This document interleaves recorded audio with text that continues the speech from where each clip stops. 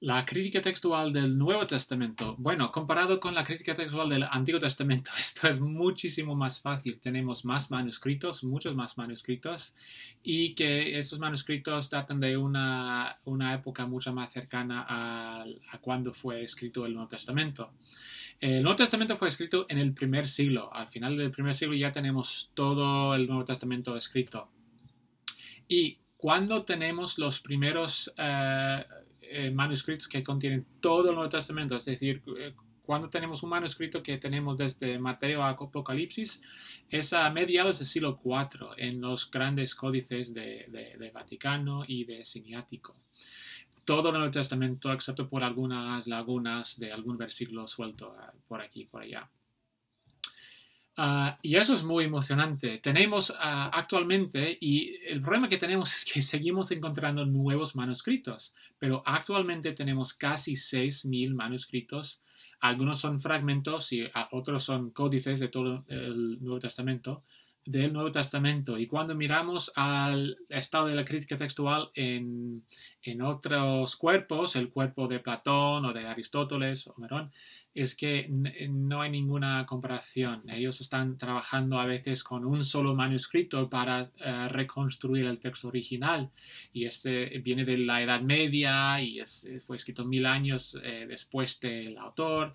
Y nosotros tenemos casi 6.000 manuscritos y algunos remontan quizá al primer siglo, hace unos pocos años, 2015, 16, por ahí.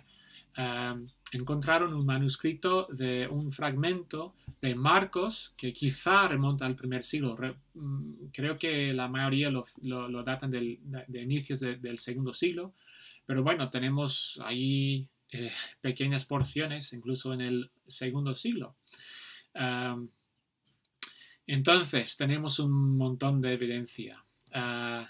Tenemos el Nuevo Testamento a mediados del siglo IV, pero tenemos papiros, fragmentos y códices más grandes que datan de una época antes de mediados del siglo IV.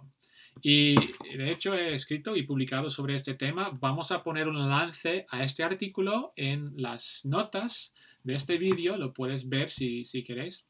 Pero básicamente tenemos unos 70 papiros que datan del año 300 o antes.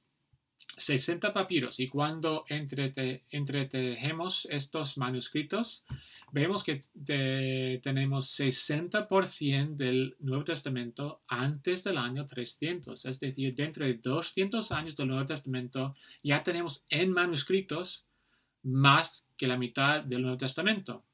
Y la mayoría de estos papiros realmente datan del año 200 o por ahí, o sea, dentro de 100 años o 150, porque Gálatas y Tesalonicenses fue escrito a inicios de los años 50, entre 40 y 50% del Nuevo Testamento tenemos para el año 200. Entonces tenemos un montón de evidencia, un montón de manuscritos. Realmente hoy día no hay mucho debate sobre el texto del Nuevo Testamento, pero desde hace un par de siglos tenemos este debate filosófico entre dos escuelas de pensamiento. ¿Por qué? Porque realmente hay dos, digamos, tradiciones importantes en la crítica textual del Nuevo Testamento, lo que se llama el texto bizantino, a veces también se llama el texto mayoritario, pero eso realmente mayoritario no se entiende, no es la mejor, digamos, etiqueta que poner. Y el texto bizantino y el texto alejandrino o el texto crítico, lo que se llama, que no es nada negativo, sino pensando en cuál es la mejor variante. El texto bizantino es menos crítico, es más es más uniforme la tradición.